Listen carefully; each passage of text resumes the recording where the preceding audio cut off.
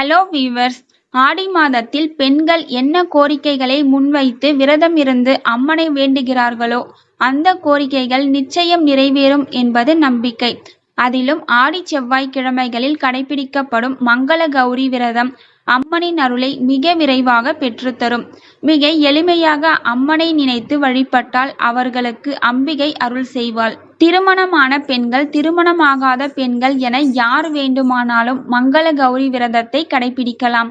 குறிப்பாக திருமண தடை நீங்க வேண்டும் என்கிறவர்களும், திருமண வாழ்வில் இருக்கும் பிரச்சனைகள் நீங்க வேண்டும் என்கிறவர்களும், விரைவில் நல்ல வரன் அமைந்து திருமணம் நடைபெற வேண்டும் என்கிறவர்களும் இந்த நாளில் விரதம் இருக்கலாம்.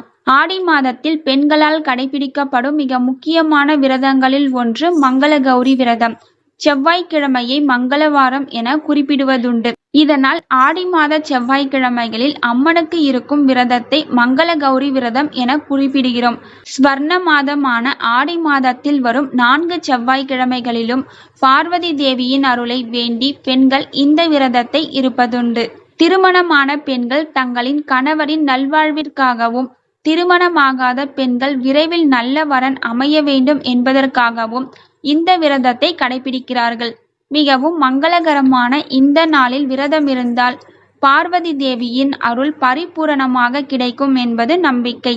கருத்து வேறுபாட்டால் கணவரை பிரிந்து இருக்கும் பெண்களும் இந்த விரதத்தை கடைபிடித்தால் மீண்டும் கணவருடன் சேர்ந்து வாழும் பாக்கியம் அமையும். விவாகரத்து வரை சென்றவர்கள் கூட இந்த விரதத்தை கடைபிடித்தால் மீண்டும் ஒன்று சேர்ந்து வாழ்வதற்கான வாய்ப்பு அமையும். சிலர் ஆடி மாத செவ்வாய்க்கிழமைகளில் மட்டும் மங்கள கௌரி விரதத்தை கடைபிடிப்பார்கள். இன்னும் சிலர் முதல் செவ்வாய் துவங்கி கடைசி செவ்வாய் வரையிலான அனைத்து நாட்களும் விரதத்தை கடைபிடிப்பார்கள். இந்த ஆண்டு முதல் மங்கள கௌரி விரதம் ஜூலை 23ஆம் தேதி வருகிறது. இரண்டாவது மங்கள கௌரி விரதம் ஜூலை 30ஆம் தேதியும், மூன்றாவது மங்கள கௌரி விரதம் ஆகஸ்ட் 6ஆம் தேதியும், நான்காவது மங்கள கௌரி விரதம் ஆகஸ்ட் 13ஆம் தேதியும் வருகிறது.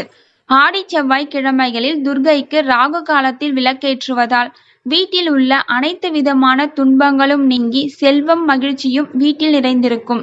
மாங்கல்ய தோஷத்தால் திருமணம் தள்ளி போய் கொண்டே இருப்பவர்கள், மாங்கல்ய தோஷத்தால் திருமண வாழ்க்கையில் பலவிதமான பிரச்சனைகள், துன்பங்களை சந்திப்பவர்கள், மனதிற்கு பிடித்தவரே கணவராக அமைய வேண்டும் என்பவர்கள், கணவரும் குடும்பத்தில் உள்ளவர்களும் நீண்ட காலம் அனைத்து நலன்களுடனும் வாழ வேண்டும் என வேண்டுபவர்களும் மங்கள கௌரி விரதத்தை கடைபிடித்தால் பார்வதி தேவியின் அருளால் அவர்களின் விருப்பங்கள் அனைத்தும் நிறைவேறும் என்பது நம்பிக்கை. முன்னொரு காலத்தில் நீண்ட காலமாக தவம் இருந்த தம்பதிக்கு ஒரு ஆண் குழந்தை பிறந்தது.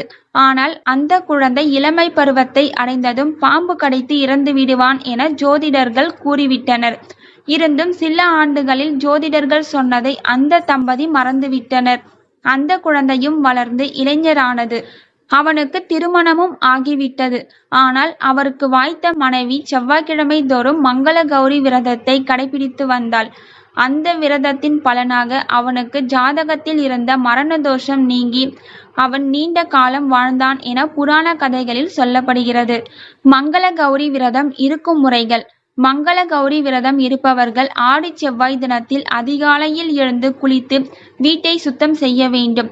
பெண்கள் அன்றைய தினம் சிவப்பு நிறத்தில் ஆடை அணிய வேண்டும். ஒரு மரப்பலகையின் மீது அம்மனின் படம் அல்லது சிலையை வைத்து அலங்கரிக்க வேண்டும். நகைகள், சிவப்பு நிற வஸ்திரம், சிவப்பு நிற மலர்கள் படைத்து அலங்கரிக்க வேண்டும். அம்மனுக்கு முன் ஒரு அகலில் நெய் தீபம் ஏற்றி வைக்க வேண்டும். அம்மனுக்குரிய கதைகள் படித்து மந்திரங்களை சொல்லி வழிபட வேண்டும்.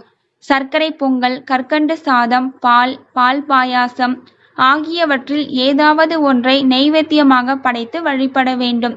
திருமணமான பெண்கள் தங்கள் கணவரின் கால்களிலும் வீட்டில் உள்ள பெரியவர்களின் கால்களிலும் விழுந்து வணங்கி ஆசி பெற வேண்டும். திருமணமாகாத பெண்கள், மாங்கல்ய தோஷம் இருக்கும் பெண்கள் முழு உபவாசமாக இருந்து இரவிலேயே விரதத்தை நிறைவு செய்ய வேண்டும்.